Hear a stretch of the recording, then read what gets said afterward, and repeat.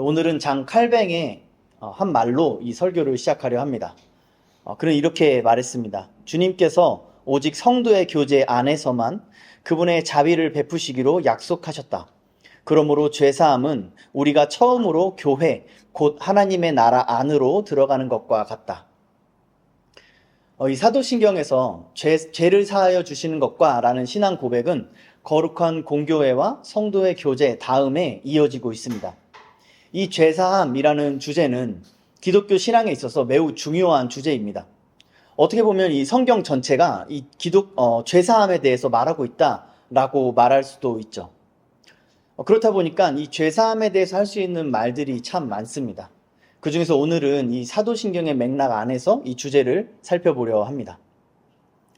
제가 설교를 통해서 반복하여 말씀드리는 것처럼 공동체를 떠난 기독교 신앙은 존재할 수가 없습니다. 이것이 성경의 증언이기 때문인데요. 그렇기 때문에 개인의 죄사함 역시도 공동체의 죄사함이라는 보다 더 큰 개념 안에서 이해되어야 합니다. 이런 관점으로 오늘 본문이 죄에 대해서 무엇이라고 가르쳐 주는지, 그리고 그 죄를 사하는 것에 대해 어떤 가르침을 주는지를 함께 살펴봤으면 좋겠습니다. 성경은 어떤 것을 죄라고 정의하고 있을까요? 오늘 본문에서는 여호와에게서 벗어난 것을 죄라고 설명하고 있습니다. 8절을 보시면 그들이 내게 범하여 행한 이라는 표현이 있는데요. 여기서 사용된 동사는 이탈하다, 반항하다, 벗어나다 라는 의미를 가지고 있습니다. 그러니까 하나님께 범하여 행한 죄악은 한마디로 하나님에게서 벗어난 것, 하나님에게서 이탈한 것, 그 하나님을 반항한 것이란 의미이죠. 여기서 성경이 말하는 선과 악, 그리고 그 악을 행하는 죄에 대해서 한번 생각해 봤으면 좋겠습니다. 우리가 어떤 행동에 대해서 선하다, 악하다라고 판단을 하려면 대다수가 동의하는 어떤 객관적이고 절대적인 기준이 필요합니다. 그리고 실제로 어떤 문화나 사회에서나 통용될 수 있는 그 절대적인 기준이 존재하죠. 이를테면 살인, 도둑질, 그리고 희생, 사랑 이런 것들에 대한 인류가 공통적으로 갖고 있는 어떤 개념이 존재합니다. 그래서 우리는 전혀 다른 문화권에서 발생하는 어떤 사건이나 수백 수천 년 전의 문학 작품, 또 지구 반대편에서 나오는 문학 작품에 대해서도 동일한 이해와 감정을 가질 수 있는 것입니다. 모든 사람들은 자연적으로 이러한 개념들을 가지고 있습니다. 그 사람들이 경험하는 시대와 환경과 문화와 역사가 다 다른데도 말이죠. 그럼에도 선과 악에 대한 이런 도덕적인 불문율을 공유하고 있다는 게 생각해보면 참 신기한 일인 것 같습니다. 많은 지식인들은 그 이유가 뭘까를 밝혀내려 했습니다. 그들은 그럴듯한 가설들을 여러 주장해 왔지만 전부 치명적인 반론에 부딪히고 말았습니다. 하지만 성경은 이에 대한 명확한 답을 가지고 있습니다. 바로 모든 인간이 하나님의 형상을 가지고 있다는 것입니다. 선, 정의, 행복, 질서, 평화와 같이 보편적으로 사람들이 좋은 개념으로 여기고 있는 것들이 다 하나님께 속한 것이라고 성경은 우리에게 가르쳐 주는 것입니다.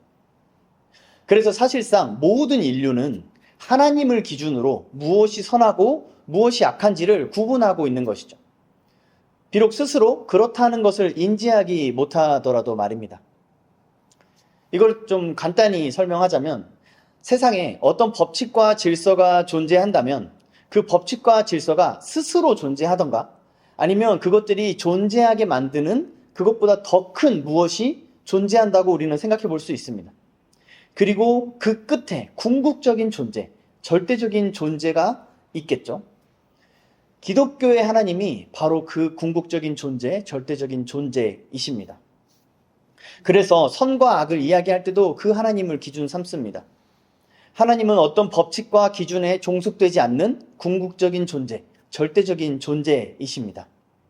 따라서 이 하나님이야말로 절대선으로 여겨짐 받을 수 있는 유일한 분이시죠.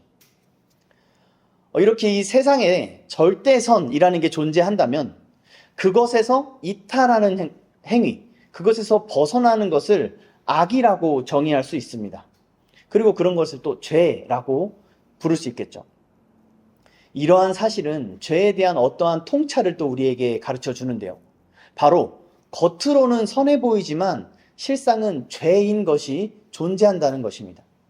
좀 더 자세히 말하자면 사람의 기준에서는 도덕적이고 윤리적인 어떤 일이 하나님의 기준에서는 죄인 경우가 있다는 것입니다. 한 예로 하나냐라는 선지자를 들 수 있습니다. 이 사람은 예레미야 28장에 등장하는데요. 성경은 이 사람을 평화를 예언하는 선지자다라고 말하고 있습니다. 하나냐가 평화를 예언하는 선지자다라고 불리고 있습니다. 이 평화는 좋은 것이죠. 평화는 도덕적이고 선한 것입니다. 많은 사람들이 좋아하고 바라는 것이 이 평화입니다. 누구든지 이 평화를 깨트리거나 회방하는 사람이라면 그 사람은 나쁜 사람으로 간주되어야 한다고 대부분 다 동의를 합니다. 그런데 성경은 그러한 평화를 전하는 하나냐, 이 하나냐가 전하는 그 평화가 하나님이 말씀하신 게 아니라고 말하고 있습니다. 다시 말해서 하나냐가 전하는 평화는 하나님을 벗어난 평화, 하나님에게서 이탈한 평화라는 것이죠. 그렇기 때문에 그 평화는 죄가 되는 것입니다. 그 평화는 진리가 아닌 거짓인 것입니다. 그래서 예레미야는 하나님의 말씀을 대언하면서 하나냐가 백성에게 거짓을 믿게 한다라고 정죄합니다. 그리고 하나냐는 그 죄에 대한 벌을 당하게 되죠. 죄에 대한 벌, 그러니까 이 죄의 결과는 무엇일까요? 오늘 본문은 죄의 결과가 황폐함이라고 우리에게 가르쳐 줍니다. 먼저 4절 한번 보실까요? 본문 4절에서 가옥이라고 번역된 히브리어는 성전이라고 번역할 수 있습니다. 저는 이 본문을 그 성의 성전이라고 번역되어야 한다고 생각하는데요. 왜냐하면 문맥상 예루살렘 성전과 거기 있던 유다 왕국을 중요하게 언급하기 때문입니다.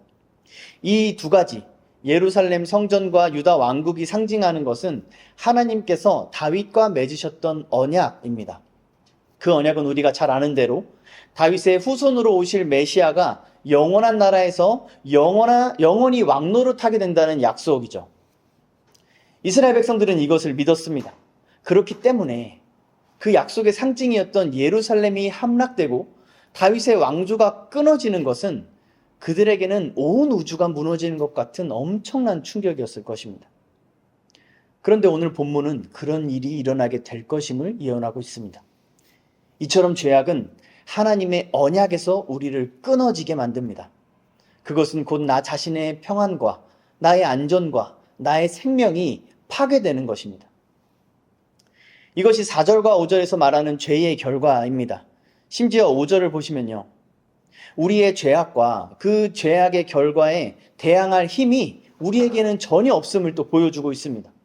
성에 가득한 시체라는 끔찍한 묘사로 죄의 결과를 우리에게 보여주는 것이죠. 또한 여기서 우리가 주목해야 할 것은 하나님께서 죄를 향해 매우 큰 분노를 나타내신다는 것입니다. 하나님은 자기의 얼굴을 가리심으로 그 분노를 나타내고 계시죠. 성경에서 이 하나님의 얼굴은 은총을 의미합니다. 하나님께서 그의 얼굴을 향하시는 곳에는 하나님으로부터 나오는 모든 좋은 것이, 모든 은총과 많은 복이 있기 때문입니다. 따라서 죄악은 그 모든 좋은 것들로부터 이탈하여서 재앙을 자초하는 것입니다. 그러므로 죄를 통해서 우리가 얻을 수 있는 것은 아무것도 없습니다. 10절을 보시면 없다라는 단어를 5번이나 반복하면서 죄의 결과가 얼마나 황폐한지를 똑똑하게 가르쳐주고 있습니다. 사랑하는 성도 여러분, 이처럼 이 죄의 문제는 우리에게 매우 엄중한 사안입니다. 우리는 결코 죄를 가볍게 여기지 않아야 합니다. 죄를 가볍게 여긴다는 것은 선과 악의 기준을 우리에게, 이 세상에, 사람에게 두는 것입니다. 죄를 가볍게 여기지 않는 것은 선과 악의 기준을 하나님께 두는 것입니다. 우리가 이 세상의 도덕과 윤리를 선악의 기준으로 삼을 때 우리는 그 죄악이 상대해 볼 만하게 여겨집니다. 이것이 죄를 가볍게 여기는 것인데요. 그래서 마치 자기의 능력으로 이 죄를 다스릴 수 있을 것 같고 그렇게 스스로 여기니까 다른 사람이 죄를 범하는 거에 대해서도 쉽게 비난하고 정죄할 수가 있는 것입니다. 마치 사람이 의지만 가지면 얼마든지 죄를 짓지 않을 수 있는 것처럼 여기는 것이죠. 그런 모습은 오늘 본문의 유다 백성들에게도 해당됩니다. 그들은 대범하게 싸우러 나가지만 처참하게 살해당하고 그들의 시체가 성읍에 가득 쌓이게 되었습니다. 죄는 그 어떤 사람도 능히 상대할 수 없는 대적입니다. 그래서 우리에겐 우리를 대신해서 이 죄악을 물리쳐줄 구원자가 필요한 것이죠. 오직 나사렛 예수라는 한 사람만이 그 일을 성취한 승리자, 구원자이십니다. 그 사람, 예수는 또한 하나님이십니다. 그래서 이 하나님을 기준 삼을 때 우리는 죄의 실체를 깨달을 수 있습니다. 그리고 그때 비로소 죄를 이길 수 있게 됩니다. 고대로부터 지혜로운 사람들은 어떤 절대적인 존재를 생각했습니다. 그런데 그들은 이 절대적인 존재가 비인격적인 존재라고 생각을 했습니다. 그래서 어떤 겸손한 사람들은 인간이 그 비인격적인 존재를 인식하거나 그 존재에게 다가가거나 그 존재를 깨달을 수 없다는 사실까지도 인정했습니다. 그러나 오직 성경만이 이 절대적인 존재에게 인격이 있다라고 증언을 합니다. 그리고 세상의 지혜롭고 겸손한 사람들의 주장처럼 인간은 절대 그 절대자에게 도달할 수 없다고 명백하게 밝히면서 그보다 더 놀라운 주장을 합니다. 그게 뭐냐면 바로 그 인격적인 존재가 자기 자신을 인간들에게 계시해 주셨다는 것입니다. 그것이 바로 우리가 보고 있는 성경입니다. 누구든지 하나님을 기준 삼기 위해서는 하나님을 알아야 합니다. 그리고 그 하나님을 알 수 있는 유일한 방법은 하나님께서 자기 자신을 알려주신 계시의 말씀, 곧 성경뿐입니다. 이 성경을 통해 우리가 하나님을 알게 될수록 그 하나님에게서 벗어나는 게 무엇인지를 더 분명하게 알게 됩니다. 죄가 무엇인지를 더 분명하게 알게 된다는 것이죠. 특히 겉으로 선해 보이는 죄를 분별할 수 있게 됩니다. 사실 교회를 다니고 예수를 믿는다고 고백하는 사람들은 겉으로 봐도 분명히 죄인 행동들은 거의 하지 않습니다. 오히려 고의적으로나 혹은 비고의적으로나 선해 보이는 죄를 범하는 경우가 훨씬 많습니다. 이 죄는 다른 사람들뿐만 아니라 자기 자신도 속인다는 점에서 더욱 치명적인 죄입니다. 성경 속에 바리새인이라는 한 집단이 등장합니다. 이 바리새인을 오늘날 사람들은 대부분 좀 안 좋은 사람들, 악당으로 여기는데요. 사실 바리새인들은 매우 존경받는 사람들이었습니다. 당시에 아무나 바리새인이 될 수 없었습니다. 문맹이 대부분이던 시대에서 바리새인이 되려면요, 하나님의 말씀을 다 읽었을 뿐만 아니라 외웠습니다. 심지어 그것을 다른 사람에게 가르쳐 줄 수 있을 정도로 탁월한 지혜를 가진 사람들이어야 했습니다. 그리고 그 말씀대로 스스로 살아낼 정도의 인품을 가진 사람들이어야 바리새인이 될 수 있었습니다. 이런 사람들은 예수님 당시에도 그렇고 심지어 오늘날에도 매우 존경받는 모습이죠. 사실 많은 기독교인들이 살고 싶어하는 모습 아닙니까? 하나님의 말씀을 다 알고 다 이해하고 그 말씀대로 살아가는 모습 말입니다. 우리가 원하는 그런 모습들이 사실 바리새인들은 살아내는 정말 대단한 사람들, 존경받는 사람들이었습니다. 그러나 하나님이신 예수님은 그들을 정죄했습니다. 왜냐하면 그들은 하나님에게서 이탈했기 때문입니다. 그래서 그들의 경건해 보이는 생활은 위선으로 전락했고 그들의 겸손하고 지혜로워 보이는 성품은 교만으로 변질된 것입니다. 오늘 본문의 유다 백성들도 그렇습니다.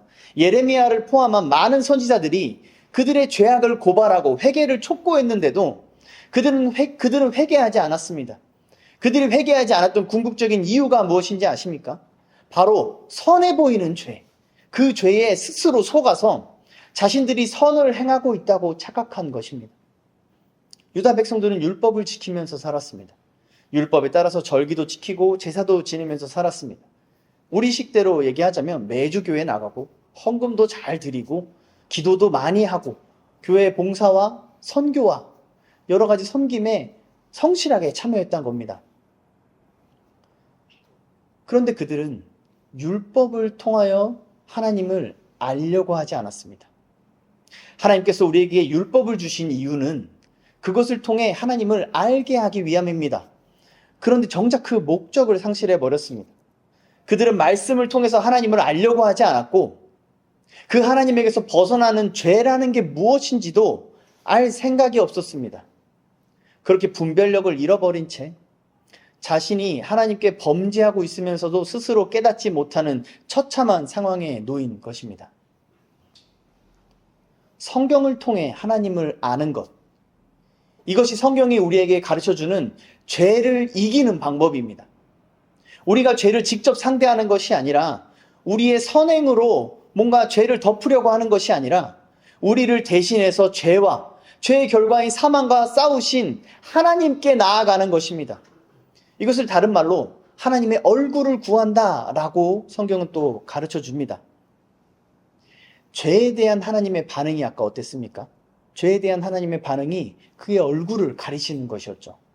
그렇다면 범죄한 우리는 그 하나님의 얼굴을 구해야 합니다.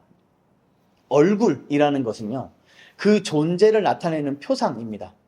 그래서 여호와의 얼굴을 구한다는 것은 여호와의 존재를 드러내는 그분의 성품, 그리고 그 성품에 따른 역사를, 하나님의 역사를 구한다는 의미입니다. 세상에서도 어떤 단체나 어떤 집단의 존재를 한 얼굴로 나타내곤 합니다. 그래서 이게 우리 회사의 얼굴이다, 이 사람이 우리 단체의 얼굴이다 라는 표현들을 하곤 하죠. 하나님께서 자기의 존재와 성품을 나타내시는 얼굴로 내세우신 사람이 바로 예수님이십니다. 그래서 예수님께서도 나를 본 자는 아버지를 보았다라고 말씀하시는 것이죠. 실제로 성경 속에서 많은 신자들이 하나님의 얼굴을 구합니다. 자신의 죄를 회개하면서 하나님의 얼굴을 구하고 여러 가지 환난과 고난 속에서 또 하나님의 얼굴을 구합니다. 사랑하는 성도 여러분, 여러분의 기도에서는 무엇을 구하고 계십니까? 우리의 신앙생활이 성경이 모범으로 보여주고 있는 신자들처럼 여호와의 얼굴을 구하는 신앙생활이 맞습니까? 혹시 여호와의 얼굴은 구하지 않고 다른 것들만 구하고 있지는 않습니까? 우리가 구하는 것은 평안과 행복, 부와 권력, 건강과 안전 같은 것들 아닙니까? 그것이 도덕적이고 선하고 좋은 것들이니까 당연히 죄는 아니라고 여기면서 말입니다. 그러나 성경은 어떤 좋은 것이라 할지라도 하나님에게서 벗어나면 죄라고 우리에게 가르쳐 줍니다. 여호와의 얼굴은 구하지도 않으면서 이런 것들을 구하는 것은 죄라고 말이죠. 그리고 이것은 사실 미련하고 우매한 짓이기도 합니다. 왜냐하면 이 세상에 있는 모든 선하고 좋은 것들은 여호와의 얼굴에서 나오기 때문입니다. 그래서 제사장의 축복이란 이름으로 불리는 유명한 기도문은 이렇게 쓰여 있습니다. 여호와는 내게 복을 주시고 너를 지키시기를 원하며 여호와는 그의 얼굴을 내게 비추사 은혜 베푸시기를 원하며 여호와는 그 얼굴을 내게로 향하여 드사 평강 주시기를 원하노라. 그러므로 우리는 헛되고 무익한 기도 제목을 버리고 여호와의 얼굴을 구해야 합니다. 진실로 여호와의 얼굴에는 우리가 구하는 것들뿐만 아니라 그와 비교할 수 없을 정도로 광대하고 영원한 복이, 그 놀라운 은혜가 있습니다.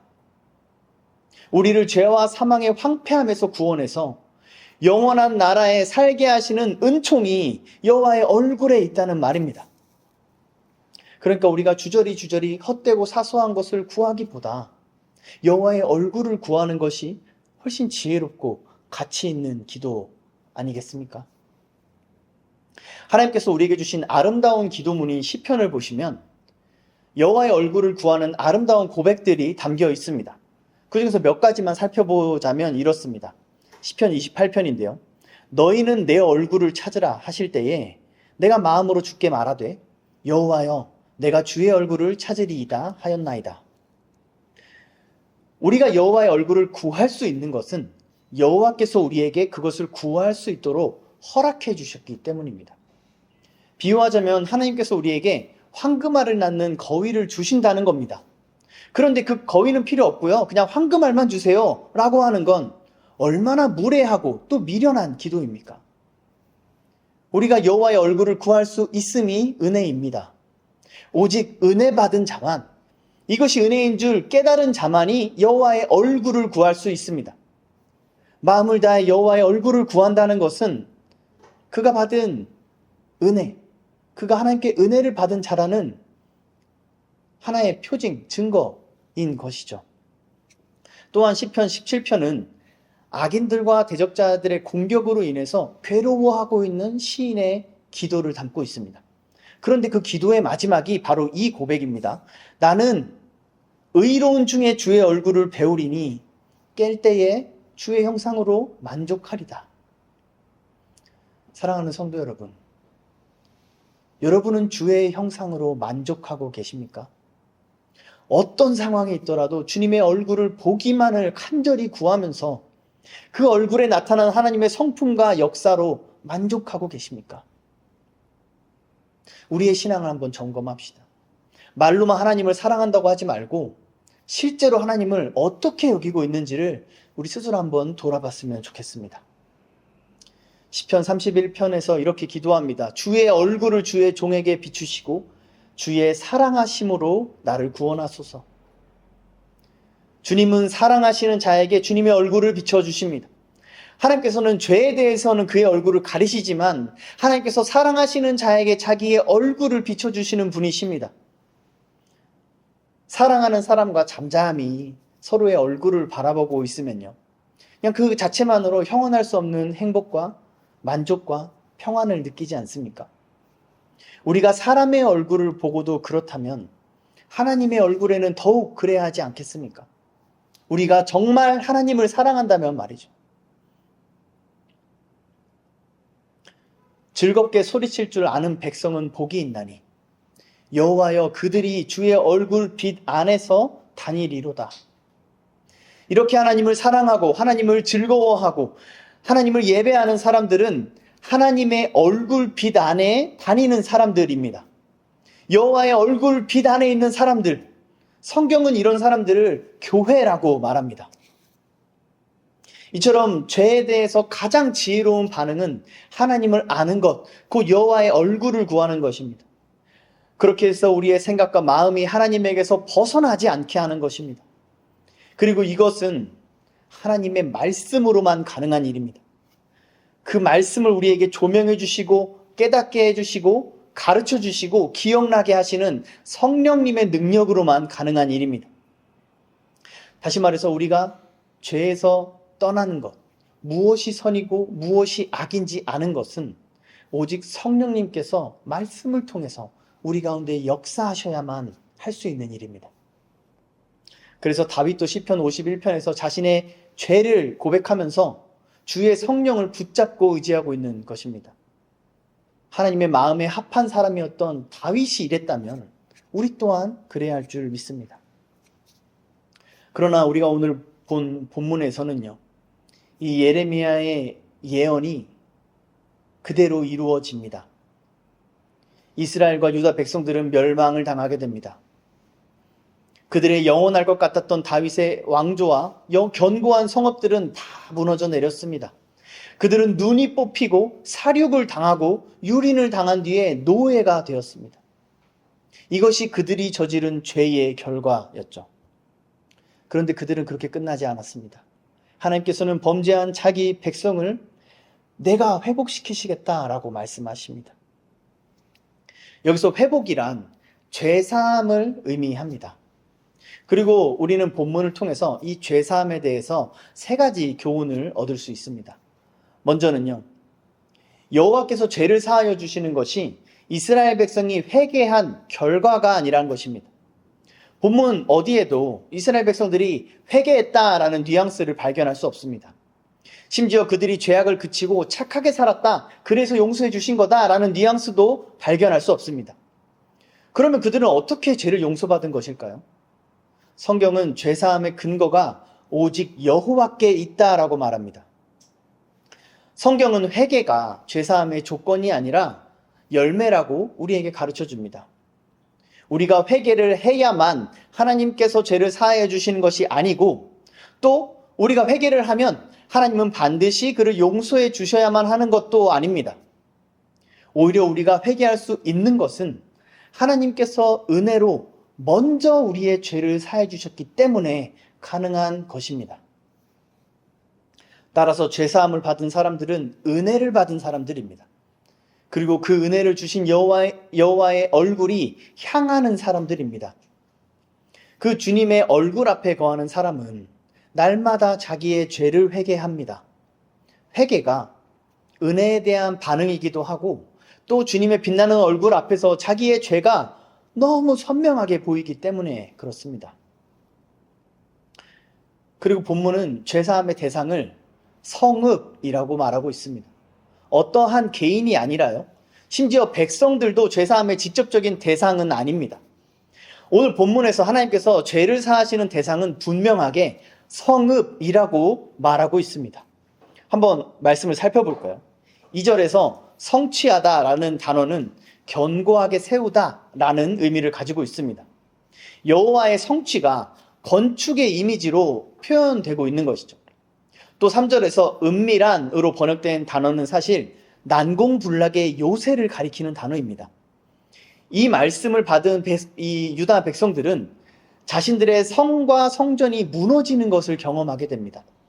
그래서 그들에게 이 난공불락의 그 성읍을 가리키는 단어가 매우 의미심장한 것이죠. 또 위에서 말씀드린 것처럼 4절에서 가옥이란 단어는 예루살렘 성읍, 그 성전을 의미한다고 봐야 하고요. 밑에 6절에서도 치료의 대상을 이 성읍이라고 말하고 있습니다. 9절을 보시면 역시 복을 받는 주체가 성읍으로 언급되고 있고요.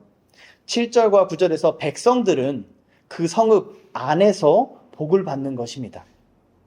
그리고 10절, 11절에서도 성읍과 거기 있는 성전을 회복의 대상으로 언급하고 있습니다. 제가 이러한 내용들을 이렇게 하나하나 자세히 설명드리는 이유는 당연하게도 이 내용이 우리에게 주는 교훈이 매우 중요하기 때문입니다. 본문이 이렇게 죄사함의 대상을 성읍으로 언급하고 있는 것은 제가 오늘 설교를 시작할 때 인용해 드렸던 장 칼뱅의 말로 설명될 수 있습니다. 다시 한번 말씀드릴게요. 주님께서 오직 성도의 교제 안에만 그분의 자비를 베푸시기로 약속하셨다. 그러므로 죄사함은 우리가 처음으로 교회, 곧 하나님의 나라 안으로 들어가는 것과 같다. 죄사함과 회개의 역사는 곧 성령의 역사입니다. 그리고 성령 하나님은 성도들을 서로 교제하게 하시고 교회가 되게 하십니다. 구약의 많은 선지자들도 오직 교회의 지체들만 죄사함을 얻을 수 있다라고 말하고 있습니다. 하나님께서는요, 여러 가지로 상징이 되었던 교회를 통해서 그의 백성들과 교제하셨습니다. 그리고 구약에 있던 그 모든 상징들은 예수 그리스도 안에서 하나가 되었고 그 예수 그리스도의 몸으로서 교회라고 불리게 된 것이죠. 그렇게 그리스도를 머리 삼은 성도들의 교제인 이 교회는 하나님의 나라를 가리킵니다.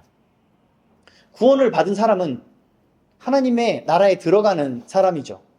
그러니까 구원받은 사람은 곧 교회의 지체가 된다는 뜻입니다. 마지막으로 우리가 본문에서 얻을 수 있는 이 죄사함에 대한 교훈은요. 죄사함이 영적인 것과 육적인 것 모두에게 적용된다는 것입니다. 6절을 보시면요. 치료에 관련된 단어가 3가지가 사용되고 있는데요. 그 중에 2 단어가 영적인 개혁을 의미할 때 주로 사용되는 단어입니다. 또 8절 이하에 묘사되는 죄사함의 모습들은 영적인 회복과 육적인 회복을 모두 보여줍니다. 영적인 회복은 11절에 그들이 다시 예배하는 모습으로 보여지고요. 또 육적인 회복은 성읍들이 다시 세워지는 9절의 말씀, 그리고 백성들이 일상을 회복하는 모습을 보여주고 있는 11절에서 확인할 수 있습니다. 이것은 성경이 사람을 전인격적으로, 다시 말해서 영과 육의 통합체로 본다는 사실을 우리에게 가르쳐 줍니다. 우리는요, 사람들은요, 영적인 것과 육적인 것을 분리하려는 경향이 있습니다. 대표적으로 영지주의라고 불리는 사상 혹은 어떤 신학적 체계가 있는데요. 이 영지주의라는 것은요, 초대교회 때부터 교회를 어지럽게 했던 사상입니다. 이것을 단순하게 표현하면 영에 속한 것은 좀 고결하게 여기면서 육에 속한 것은 불결한 것이다 라고 여기는 생각, 그런 태도입니다. 그래서 명상, 기도, 금식, 어떤 종교적인 고행처럼 영적으로 보이는 것들은 좋은 것으로 여기고, 돈, 섹스, 그 외에 여러 육체의 만족을 주는 폭식, 이런 것들을 나쁜 것으로 여깁니다. 이게 사람들마다 정도의 차이는 있어도 모든 사람들이 이러한 경향성을 가지고 있습니다. 왜냐하면 하나님의 형상을 가진 인간이 범죄함으로 하나님에게서 이탈한 뒤부터 인간은 자기 존재를 초월하는 어떤 것에 대한 선망을 가지게 됐기 때문입니다. 그러나 우리가 살고 있는 이 실상을 바르게 이해하기 위해서는 영과 육을 구분하는 이런 이분법적 사고가 아니라 성경이 가르쳐주고 있는 통합적인 사고를 해야 합니다. 성경은 영과 육을 분리해서 이해하거나 대하고 있지 않습니다. 오늘 우리가 살펴보고 있는 죄에 대해서도 마찬가지입니다. 죄는 영과 육 모두에게 영향을 끼칩니다. 죄사함도 마찬가지겠죠. 영과 육 모두가 죄사함의 대상인 것입니다. 그래서 영이신 하나님께서 우리의 죄를 사하시기 위해 육신을 입으신 것입니다. 그 성자 하나님은 참 하나님, 곧 참 영이시면서 참 사람, 곧 참 육신이신 것이죠. 같은 원리로 우리가 몸으로 행하는 것이 우리의 영혼에 영향을 끼친다는 것을 알 수 있습니다. 이것이 우리가 몸을 움직여서 교회로 모이고 교제해야 하는 이유입니다. 코로나 팬데믹 이후로 온라인 예배가 교회의 한 문화로 자리 잡은 것 같습니다. 그러나 그것은 성경이 말하는 참된 예배를 결코 대체할 수 없습니다. 왜 그럴까요? 우리의 몸이 예배의 자리에 없기 때문입니다. 물론 우리가 어디에 있든지 하나님을 예배할 수는 있습니다. 하지만 이 말이 우리가 어디에서든지 하나님을 예배할 수 있다는 의미는 아닙니다. 성경은 분명히 악인의 길, 악인의 자리가 있다라고 우리에게 가르쳐주고 있기 때문이죠. 우리가 그런 곳에서 하나님을 예배할 수 없는 이유는 우리 육신의 연약함 때문입니다. 그런 곳에 있으면, 악인의 자리에 있으면 우리의 육신의 연약함은 하나님을 예배하기보다 그들과 함께 악을 행하기에 훨씬 빠르기 때문이죠. 집에서 유튜브로 예배할 때와 교회에 나와서 예배할 때 자기의 마음이 어떠했는지 우리는 이미 다 경험해 보지 않았습니까? 조금 더 일반적인 예를 한번 들어볼까요? 왜 사람들은 화면을 통해서 가수의 무대를 보는 것에 만족하지 못하고 콘서트장을 찾아가는 걸까요? 왜 집에서 TV로 스포츠 경기를 보는 것에 만족하지 않고 경기장을 굳이 찾아가는 겁니까? 우리의 몸이 가는 곳에 마음이 가고 우리의 마음이 있는 곳에 몸이 가는 것은 이처럼 당연한 일입니다. 따라서 우리의 몸은 예배의 자리에 있지 않으면서 마음으로만 예배를 드린다는 것은 온당하지 않을 뿐더러 예배를 경홀히 여기는 태도인 것입니다. 우리의 몸과 영혼은 하나입니다. 우리의 몸이 영혼에 영향을 끼치고 우리의 영혼이 우리의 몸에 영향을 끼친다는 사실을 우리는 명심해야 합니다. 몸을 움직여 교회로 모이지 않고 성도의 교제를 하지 않으면서 우리의 영혼이 건강하리라는 기대를 하는 건 어불성설입니다. 우리가 몸을 움직여 교회로 나오지 않고 성도의 교제를 하지 않으면 우리의 영혼도 하나님의 그 거룩한 교회에서 분리될 수밖에 없습니다. 그래서 나의 영적 상태를 분별하는 좋은 척도가 내 몸으로 하는 생활이 어떠한지를 한번 살펴보는 것입니다. 우리가 교회를 오래 다니고 기독교 신앙에 대해서 많이 알게 될수록 자기가 알고 있는 것을 자기의 신앙이라고 착각하기가 너무 쉽다는 것을 아십니까? 실제로는 우리가 아는 대로 다 살지도 못하면서 말이죠. 따라서 우리는 우리 자신의 생활이 어떤지를 항상 수시로 돌아봐야 합니다. 지난 한 주 여러분의 눈은 무엇을 가장 많이 보셨습니까? 여러분의 귀는 어떤 것을 가장 자주 들으셨나요? 여러분의 발은 어디로 주로 향했고 어디에 가장 오래 머물러 있었습니까? 또 여러분의 손은 주로 어떤 일에 사용되었나요?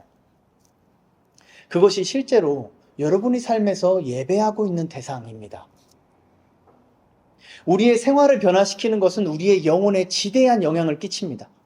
그렇기 때문에 성경이 우리에게 행동을 명령하는 것입니다. 심지어 성경은 우리에게 감정을 명령합니다. 행동의 변화는 우리의 감정도 변화시킵니다. 하나님께서 사람을 그렇게 지으셨기 때문이죠. 이러한 창조의 원리를 세상 사람들도 발견해서 그들의 의학에 적용하고 있습니다. 대표적인 예로 우울증 환자에게 마음이 건강할 때 하는 행동을 하게 하는 것입니다. 그러한 사소한 행동의 변화로 우울증 치료에 큰 효과를 얻기 때문이죠. 우리가 피곤하거나 바쁘다는 핑계들로 경건한 생활에 소홀히 하는 것은 우리의 영혼을 병들게 합니다. 자신의 영적인 상태가 아무리 건강하다고 하더라도 우리가 안일한 태도로 경건한 생활을 조금씩 소홀히 행하게 된다면 바로 거기에서부터 영적인 부패와 침체가 시작되는 것입니다. 이 사실을 명심하십시오. 그리고 우리의 몸의 행실을 경건하게 지켜야 합니다. 이게 진정한 영적 전쟁입니다. 무엇보다 우리는 우리의 몸을 움직여 교회에 참여해야 합니다. 죄사함을 받고 구원을 받은 성도는 교회의 지체이기 때문입니다. 이처럼 교회는 죄사함을 받은 사람들로 이루어진 공동체입니다. 그렇다면 이 죄사함이란 은혜를 받은 사람들의 교제는 어떠해야 할까요? 성경은 뭐라고 가르쳐주고 있을까요? 여러분도 잘 아시다시피 성경은 서로 사랑하라 라고 교회에게 권면합니다. 서로 사랑하는 것이 교회 공동체의 가장 대표적인 모습인 거죠.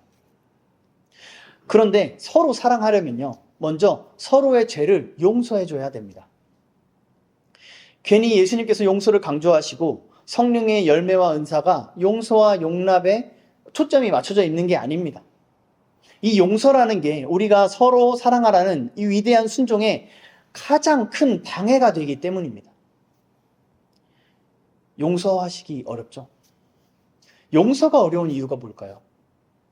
자존심이 상하거나 억울하거나 용납이 안 되고 또 분노가 치미는 그 이유가 대체 뭘까요?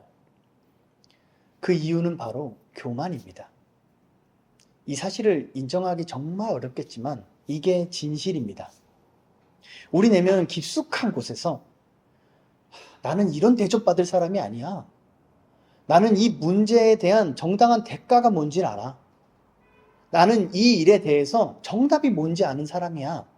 라고 스스로 생각하고 스스로를 높이는 그 교만이 원인입니다. 이것을 자기의, 자기애라고도 할 수 있습니다. 이건요, 자기 자신을 우상화하는 겁니다. 그래서 스스로 하나님처럼 되고자 했던 죄의 본성을 간직하고 있는 우리들에게 이 용서라는 건요, 우리 본성의 뿌리부터 거스르는 것입니다.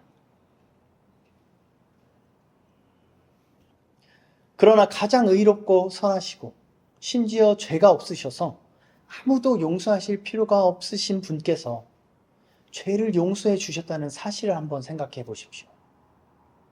그 은혜를 입은 사람이 자신에게 죄를 지은 사람을 용서하지 못하겠습니까? 피차 비슷한 처지에 있는 죄인들끼리 그냥 서로에게 저지른 사소한 죄일 뿐이잖아요. 세상 사람들은 그 일에 목숨을 걸고 복수하겠다 한다 하더라도 은혜를 입은 사람이라면 어떻게 그럴 수 있겠습니까? 사랑하는 성도 여러분, 용서에 대해 가르쳐 주시는 예수님의 말씀을 들으십시오. 마태복음 18장입니다.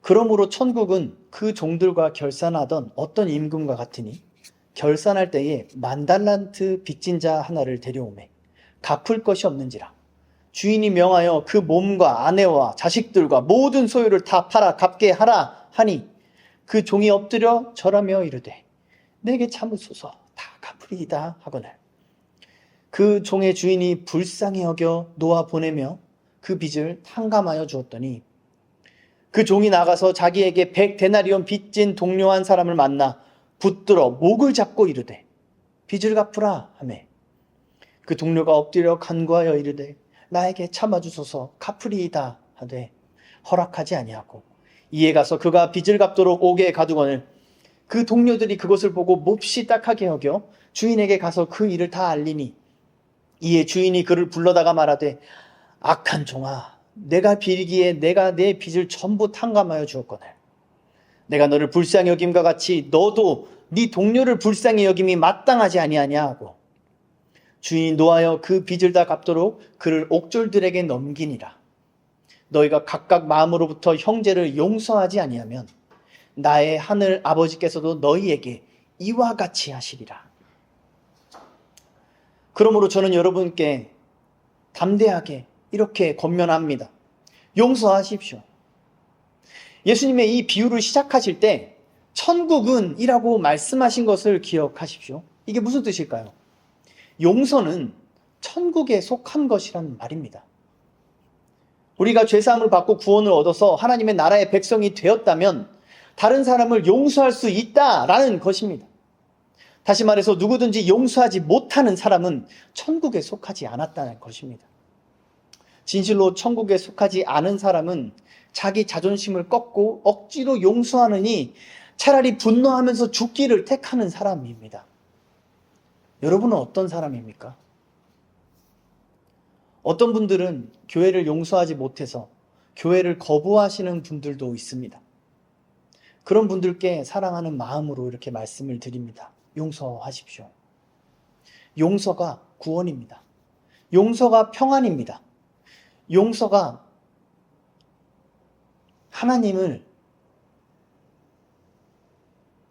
그 하나님의 얼굴을 볼 수 있는 유일한 방편입니다. 하나님의 공의로운 심판에 모두 맡기십시오. 하나님은 모든 억울한 자들에게 그의 얼굴을 향하여 드시고 그 억울한 자들에게 친구가 되어 주십니다. 그러니까 모든 판단을 하나님께 맡기고 교회를 용서하십시오. 교회의 지체들을 용서하십시오. 그리고 다시 교회로 나아오십시오. 그것이 여러분들의 영혼이 사는 길입니다.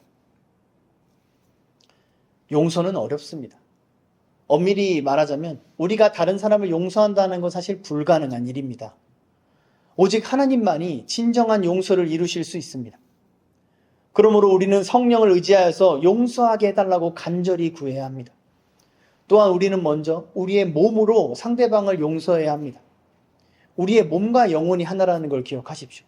우리의 몸으로는 여전히 그 사람을 미워하고 그래서 그 사람을 피하고 있으면서 그 사람을 괴롭히고 있으면서 우리가 아무리 그 사람을 용서하게 해달라고 기도한들 그 용서가 될 리가 없습니다. 그것은 미련한 짓이죠. 지혜롭게 행하십시오. 성령을 따라 행하십시오. 우리의 입술의 고백뿐만 아니라 우리의 몸으로도 용서를 행하셔야 합니다. 그런데 본문은요, 여기서 멈추지 않습니다. 이 죄사함이란 주제에 관련해서 성경은 단순히 우리의 죄를 용서해 주시는 것에서 멈추지 않습니다. 하나님은 그보다 더 넘치는 은혜를 우리에게 베풀어 주십니다. 본문은 이러한 은혜를 베풀어 주시는 분을 여호와다라고 말하고 있습니다. 이 본문에서 여호와라는 이름이 아주 중요하게 반복적으로 언급되고 있는데요. 그러면서 본문이 보여주는 이 여호와 하나님은 창조주의 모습을 보여줍니다. 본문에서 이 창조의 이미지를 갖는 단어들이 많이 사용되고 있는데요. 특히 하나님께서 창조하신 것을 보시고 좋았더라 라고 말씀하셨던 토브라는 단어랑 그 만들다 라는 단어인 아싸 라는 단어가 본문에 많이 등장하고 있습니다. 이러한 창조의 이미지는 죄사함과 관련돼서 사용되고 있습니다. 7절과 11절을 한번 보실까요? 7절에 처음처럼 이란 단어가 있고요. 11절에는 지난 날처럼 이라는 단어가 사용되고 있습니다. 이게 히브리어로는 같은 단어인데요. 여기서 말하는 이 처음은 문맥상 만물을 처음 창조하던 때를 가리킵니다. 또 9절을 보시면 내가 베푼 모든 복이라는 표현이 2번 반복되고 있습니다. 이 표현을 이렇게도 번역할 수 있습니다. 내가 그들을 위해 창조한 모든 좋은 것. 이렇게 말이죠. 지금 이 본문은 죄로 인해서 황폐해진 성읍이 다시 회복될 것을 예언하고 있습니다. 그 회복을 창조의 이미지로 보여주고 있는 것이죠. 그리고 9절에서 이것을 듣는다라고 말하고 있습니다. 좋은 것을 듣는다는 걸 좋은 소식이라고 말하죠. 그리고 기독교에서는 이것을 복음이라고도 말합니다. 신학자인 헤르만 바빙크는 복음의 주체이신 예수 그리스도의 사역을 재창조라는 개념으로 설명합니다. 예수님께서 하신 사역이 허물과 죄로 죽었던 자들을 다시 살리신 것이죠. 앞서 살펴본 것처럼 본문이 다윗 언약에 대한 뉘앙스를 가지고 있기 때문에 우리는 이 본문에서 보여주는 창조의 이미지가 예수 그리스도를 통한 죄사함과 거듭남이라는 그 재창조를 가리킨다라고 봐야 할 것입니다. 여호와, 이것은 하나님의 이름입니다. 이 이름은 또한 하나님의 성품을 생각하게 하는 표상인데요. 이 하나님의 이름에는 그분의 주권과 은혜가 담겨 있습니다. 그래서 신자들은 성경에 보시면 여호와의 얼굴과 마찬가지로 여호와의 이름을 구합니다. 또한 성경에서 이 여호와란 이름은요, 하나님께서 우리와 맺으신 언약의 인장과 같습니다. 도장과 같습니다. 그 계약서에 찍으시는 왕의 도장 같은 것이죠. 그래서 실제로 성경에서 여호와라는 이 이름이 등장할 때에는 명시적으로나 암묵적으로 하나님의 언약을 내포하고 있습니다. 그리고 신약에 넘어와서 이 언약의 인침이 성령으로 하셨다라고 말씀하고 있는데요. 그래서 성령을 받은 사람은 언약의 대상으로 인침을 받은 것이죠. 성령은 그리스도의 영이시죠. 이로써 우리는 여호와라는 이름을 통해 삼위 하나님을 생각할 수 있고, 또 여호와께서 하신 창조의 사역 역시 삼위 하나님의 사역임을 깨달을 수 있습니다. 삼위 하나님께서 처음 창조하셨던 때와 마찬가지로 지금도 역사하고 계시고, 마침내 죄로 인해 무너진 모든 것을 새롭게 하셔서 그분의 창조를 완성하실 것입니다. 또한 성령으로 인침을 받고 언약에 참여한 자들은 한 마음과 한 뜻으로 한 분 하나님을 예배합니다. 개인이 아니라 교회로, 영뿐만 아니라 육체로도 말이죠.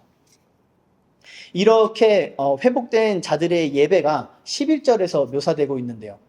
여기서 만군의 여호와라는 표현은 그분을 향한 경외심을 나타냅니다. 또 9절에서도 두려워하며 떨리라 라는 표현이 강조되고 있습니다. 여기서 그들이 세계 열방을 가리킬 수도 있는데요. 저는 유다와 이스라엘 포로들, 7절에 있는 그 유다와 이스라엘 포로들을 가리킨다고 생각합니다. 이 본문의 전체의 맥락에서 하나님의 관심은 오직 자기 백성들에게만 향하고 있기 때문이죠. 그러면 두려워 떠는 사람들은 다름 아닌 하나님을 예배하는 사람들입니다. 심지어 그들이 두려워 떠는 이유가 9절을 보시면 하나님께서 그들에게 베푸신 모든 복과 평안이라고 말하고 있습니다. 하나님께 복을 받고 평안을 받았는데 왜 두려워 떨고 있을까요? 이게 말이 맞지 않는 것 같지만 사실 성경은 자주 이런 표현을 하고 있습니다. 다시 말해서 하나님을 예배하는 것은 하나님을 두려워하는 것이라고 말이죠. 그런데 이런 성경의 가르침에 비해서 오늘날 우리의 예배는 어떻습니까? 오늘날 많은 신자들이 하나님을 사랑한다고 고백합니다.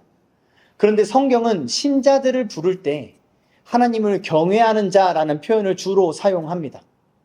정말 그렇습니다. 누구든지 진지하게 성경을 살펴보신다면 예배자를 묘사하는 표현 중에서 사랑보다 경외가 압도적으로 많다는 사실을 발견하게 될 것입니다. 오늘날 하나님을 사랑한다는 사람들은 많은데 하나님을 두려워하는 사람은 찾아보기가 힘든 것 같습니다. 이러한 차이가 예배라고 불리는 것을 경박하게 만들고 있습니다. 하나님을 사랑한다고 고백하는 많은 무리가 모여서 예배라는 이름으로 즐겁게 노래하고 뛰어노는 모습은 금송아지 앞에서 뛰어놀며 여호와를 찬양했던 출애굽 백성들과 같습니다. 저는 지금 제 개인의 어떤 그 신학적인 견해를 말씀드리는 게 아닙니다. 남들이 뭐라 하든지 오직 성경대로 살려고 목숨을 걸었던 종교 개혁가들과 16, 17세기 개혁주의자들이 동일한 성령 하나님의 도우심을 받아서 동일한 성경을 통해서 깨달은 동일한 교훈이 바로 이것입니다. 예배에 대해 할 말이 참 많지만 오늘은 한 가지만 말씀드리겠습니다. 많은 현대 예배자들은요, 다윗이 기뻐 뛰며 하나님을 찬양했던 것을 자신들의 모델로 삼으려 합니다. 그런데 그들은 동일한 인물이 기록한 수많은 시편들은 무시합니다. 거기에는요, 다윗이 얼마나 여호와를 경외하는 사람이었는가가 여실히 드러납니다. 다윗이 여호와 앞에 기뻐 뛰었던 것보다 훨씬 더 자주 여호와 앞에 두려워 엎드렸는지가 나타납니다. 정말 다윗을 모델 삼고 싶다면 왜 이런 경외하는 모습은 본받지 않는 겁니까? 하나님께서는 예배의 자리에 영광으로 임하십니다. 그리고 그 영광의 임재 앞에 예배자들은 하나같이 두려워 떨면서 엎드려 경배했습니다. 사람이라면 누구든지 여호와를 두려워해야 합니다. 왜냐하면 우리는 다름 아닌 그분께 범죄했고 죄사함을 받은 뒤에도 여전히 이분께 반항하는 죄된 본성을 가지고 있기 때문입니다. 따라서 여호와를 두려워하지 않는 것 그 자체가 커다란 죄악입니다. 사랑하는 성도 여러분, 이 시대가 정의하는 예배자가 아니라 성경이 정의하는 예배자가 되십시오. 여호와를 경외하는 우리 모두가 되기를 진심으로 축원합니다. 경외한다라는 것은요, 어려워한다는 겁니다. 조심한다는 겁니다. 신중하게 행동하고 진지하게 행동한다는 겁니다. 우리가 세상 속에서도 이것이 뭔지 이미 알고 언제든지 또 배울 수 있습니다. 사회생활을 하다 보면요, 자기 자신보다 큰 권한이나 능력을 가진 사람을 만나게 됩니다. 그럼 그런 사람들 앞에서는 경외하는 태도가 자연스럽게 나옵니다. 의도하지 않아도 말이죠. 게다가 만약에 그 사람을 마음으로 존경하고 선망하고 애정을 품는다면 더욱더 자원하는 마음으로 그 사람을 경외하는 태도로 대하게 될 것입니다. 또 다른 예를 들어볼까요? 자신의 미래를 결정하는 면접관 혹은 심사관 앞에서 우리는 얼마나 정중한 태도를 갖습니까? 합당한 권리를 가지고 있는 경찰이나 소방관이나 이런 공무원들 앞에서 우리의 행동은 또 얼마나 정중하게 바뀝니까? 그런데 우리가 살고 죽는 문제, 우리의 평안과 재앙을 결정하시는 분 앞에서 우리는 어떻게 하고 있나요? 온 우주 만물을 창조하시고 친히 통치하시는 무시무시한 권력자 앞에서의 우리의 태도는 어떠합니까? 우리의 예배가 정말 그분을 향한 경외를 담고 있다고 말할 수 있을까요? 우리는 정말 하나님을 두려워하고 있습니까? 하나님께서 얼마나 두려우신 분인지 우리가 알기는 하는 걸까요? 우리는 깨어 정신을 차려야 합니다.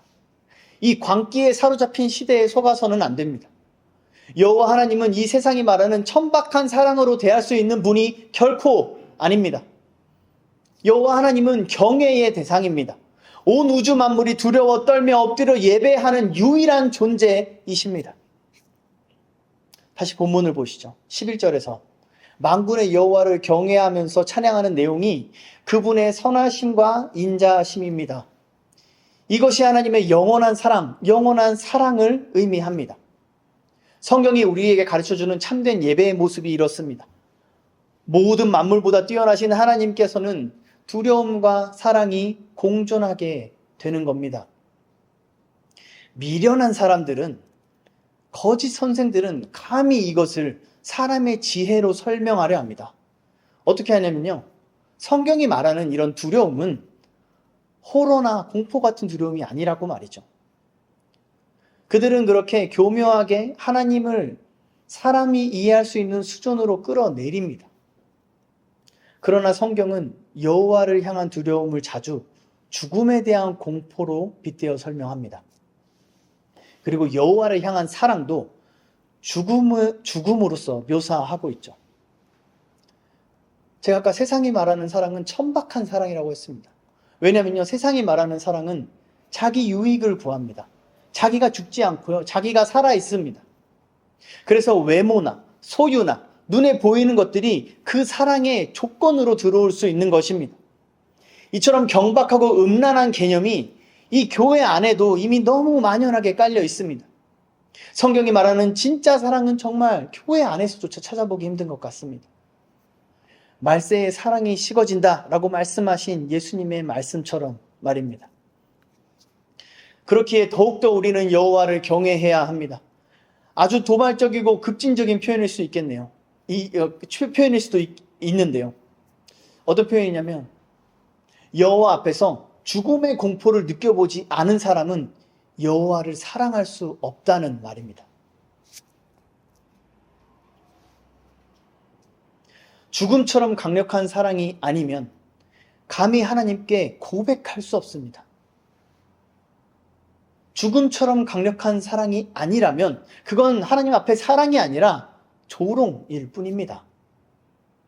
하나님께서 세상을 이렇게 사랑하셨습니다. 그래서 독생자를 주셨습니다. 그는 죽임을 당하심으로 하나님의 사랑을 확증하셨습니다. 그 아들을 믿는 자는 그 아들과 함께 죽고 그 아들과 함께 살아납니다. 하나님께서 그 사람을 그의 아들 안에서 재창조하시는 겁니다. 그렇게 거듭난 사람은 이러한 일들을 행하신 하나님의 크신 영광으로 인해 두려워합니다. 그리고 그 영원하고 위대한 은혜와 사랑을 찬양합니다. 그 아들의 몸에는 이러한 기쁨과 감격이 가득합니다. 그곳이 바로 교회입니다. 이러한 예배는요, 개인에게 있지 않고 교회에 있습니다.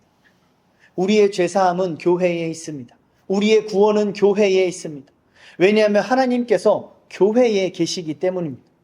성자 하나님께서는 교회를 자기의 몸이라고 말씀하십니다. 성령 하나님께서는 우리를 교회되게 하시기 때문입니다. 성부 하나님께서는 교회를 구원하시기 때문입니다. 그러므로 사랑하는 성도 여러분, 언제라도 어느 때라도 여러분의 몸을 움직여 교회로 나아오십시오. 우리의 몸이 하나님의 말씀 앞에 기도의 자리에 있어야 합니다. 몸으로 하나님을 예배하고 몸으로 교회를 섬겨야 합니다. 또한 여러분의 삶으로 하나님을 두려워하고 삶으로 하나님을 경외하고 삶으로 하나님을 예배하십시오. 이것이 죄사함의 은혜를 받은 사람들에게 나타나야 할 열매입니다. 하나님께서는 자기 죄를 슬퍼하면서 괴로워하는 그 상한 마음을 기뻐하십니다. 말씀을 통해 하나님을 힘써 알고자 하는 그 마음을 기뻐하십니다. 그 상한 심령으로 드리는 예배에 하나님의 영원한 은혜와 영원한 사랑이 있습니다. 우리가 그런 예배를 하나님께 드리는 예배자 되기를 간절히 소망합니다.